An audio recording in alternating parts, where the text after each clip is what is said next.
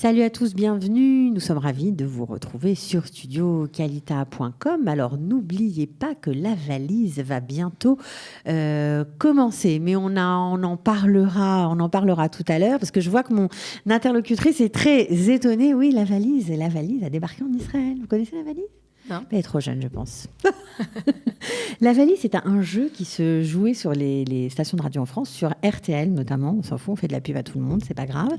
Et donc, elle a fait son alia, la valise. D'accord. Et on va y jouer. D'accord. Super. Et ça, ce sera pour tout à l'heure. Alors, pour l'instant, on va être un petit peu plus sérieux. Enfin, on va essayer. D'abord, merci d'être venu. Donc, je vous présente Léa Lyon. Léa Lyon, qui est avocate, installée depuis 5 ans en Israël, voilà, et qui a fait toutes ses études ici, qui est arrivée à l'âge de 18 ans. Et qui est notaire également, elle n'est pas qu'avocate, elle a les deux casquettes. Voilà. Et aujourd'hui, nous allons parler des taxes liées à l'achat d'un bien immobilier. Alors, est-ce qu'il y en a beaucoup des taxes ? En fait, il y a une seule taxe. Au niveau de l'acquisition, voilà. C'est la taxe d'acquisition. Ok. Ça s'appelle comment en hébreu ? Mas Rechisha. Ok. Alors, la Mas Rechisha, j'imagine, ça vient d'où ? Parce que tout le monde la paie, ok, mais ça vient d'où ? En fait, c'est vrai qu'elle n'existait pas. Il y a longtemps, elle n'existait pas, mais le calcul de l'impôt sur la plus-value était compliqué. Donc, ils ont baissé l'impôt sur la plus-value et ils ont rajouté la taxe d'acquisition, qui est un impôt qui est simple pour les impôts, qui marche bien, etc. Et entre-temps, ils ont remis l'impôt sur la plus-value, mais la taxe d'acquisition est restée. Ça s'appelle comment, l'impôt sur la plus-value en hébreu, pour ceux qui nous écoutent et qui ne le savent pas ? Mas Shevar. Mas Shevar, ok, d'accord. Donc la taxe, la Mas Rechisha, elle existe depuis combien d'années à peu près ? Ça fait très longtemps. D'accord, ça fait très longtemps, ok. Ça fait très longtemps. Elle a beaucoup évolué, c'est-à-dire qu'avant, c'était un impôt qui était unifié pour que les gens soient résidents israéliens, résidents étrangers, citoyens, pas citoyens, premier appartement, deuxième appartement. Et là où ça a énormément évolué, c'est que finalement, cet impôt a pris depuis qu'il y a eu des manifestations par rapport au coût des appartements et à la difficulté qu'ont les jeunes à se loger. C'est un impôt qui a pris une place importante dans la lutte du gouvernement pour essayer de faire baisser le prix de l'immobilier. Donc, ils ont d'un côté donné des dispenses ou des dispenses partielles pour les primo-accédants, résidents israéliens ou les Olim Hadashim. Et d'un autre côté, énormément, au fur et à mesure des années, énormément augmenté la taxe pour les personnes dont c'est un investissement, c'est-à-dire un deuxième appartement ou plus. Alors, qu'est-ce qui se passe justement pour les Olim Hadashim, les nouveaux immigrants ? Est-ce qu'il y a une dispense ? Alors, il y a une dispense partielle qui existe depuis longtemps. C'est une dispense, voilà, j'ai fait le calcul, pour un appartement du coup de 2 millions de shekels. Le prix normal à payer si on n'est pas Olé Hadash et qu'on n'est pas primo-accédant, c'est 160 000 shekels. Alors que pour un Olé Hadash, ça sera 21 000 shekels. Et si c'est un primo-accédant résident israélien, ça sera 14 000 shekels. Ok.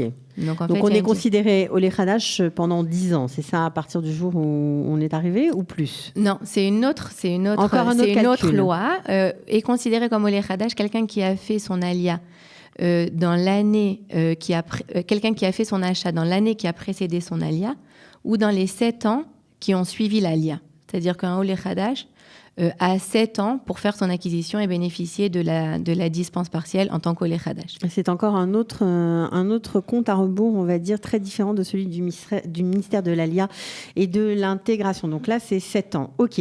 Alors, donc, on a une réduction, on a eu quelques chiffres. Qu'est-ce qui se passe pour un résident étranger qui veut acheter ou qui achète ? Un résident étranger, en fait, ils vont considérer automatiquement que c'est son deuxième appartement. Donc, ce qu'il va avoir, c'est comme un résident israélien dont c'est un deuxième appartement ou troisième appartement. En Israël, contrairement à la France, il n'y a pas les notions de résidence principale, résidence secondaire. C'est premier appartement ou deuxième appartement et plus. Ils n'ont pas voulu rentrer dans les définitions, que les gens commencent à faire des montages, etc. Donc, un résident étranger, il va payer sur un appartement comme si c'était son deuxième appartement, c'est-à-dire 8% à partir du premier shekel et jusqu'à environ 5 millions de shekels et au-delà 10%. D'accord, ça fait pas mal quand même. Donc ça fait un impôt qui est très conséquent. Ça fait beaucoup d'argent. Alors, qu'est-ce qu'il est important, parce qu'on a un peu abordé la question la dernière fois, mais lorsqu'on achète un appartement, qu'on est encore en France, on va dire, ou en Belgique, ou Luxembourg, enfin peu importe, en tout cas on n'est pas là, on a donc un statut de touriste. Est-ce qu'il est plus intéressant d'acheter son appartement avec un statut de touriste, ou c'est mieux d'attendre, de faire son alia et d'acheter une fois qu'on est arrivé ici ? Alors, quelqu'un qui a besoin d'un crédit, il vaut mieux qu'il fasse son achat quand il est encore touriste et qu'il a encore des revenus dans son pays d'origine. Parce que souvent, les gens n'ont pas de revenus pendant quelques années, pendant quelques mois, le temps qu'ils arrivent. Même s'ils ont de quoi rembourser le crédit, ils ne peuvent pas prendre de crédit immobilier parce qu'ils n'ont pas de revenus. Donc, il vaut mieux qu'ils achètent quand ils sont encore à l'étranger. Ils peuvent bénéficier de la dispense partielle en tant qu'Olé Khadash. Ils peuvent également bénéficier de la dispense en tant que résident israélien primo-accédant s'il fait son alia dans les 2 ans qui suivent son acquisition. Donc, il vaut mieux qu'il achète avant de partir. D'accord, donc ça c'était aussi un point à soulever, dont on ne parle pas toujours. Alors vous nous avez dit qu'il n'y avait qu'une taxe liée à l'achat, mais bon, il y en a d'autres quand même. Par exemple, quand on est obligatoirement contraint de passer par un avocat. On ne peut pas s'en passer pour acheter un appartement, c'est pas possible. Tout à fait. Ça c'est les frais qui sont liés à l'achat. Ce ne sont pas des taxes, ce sont des frais, ok. Tout à fait. Donc les frais, c'est effectivement les frais d'agence. Qui s'élèvent à combien en général ? En général, c'est 2% plus TVA. Et parfois, il y a une manière de négocier un petit peu, voilà, vers 1,5% plus TVA ou des montants comme ça. Okay. Et il y a les frais d'avocat pour tout le côté juridique. Qui s'élève à combien en général ?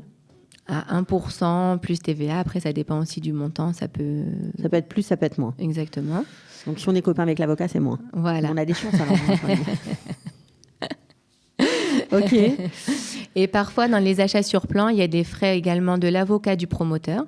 Donc ça, dans le passé, c'était des frais de 1,5% du prix d'achat plus TVA. Et il y a une loi qui est passée il y a à peu près 1 an qui a limité ces frais-là pour un appartement jusqu'à 4 millions de shekels à 5 000 shekels plus TVA. Voilà, merci Lia. Merci à vous. Be'atzlacha pour tous les olim. Ok. Toda rabba, leitraot, bye bye.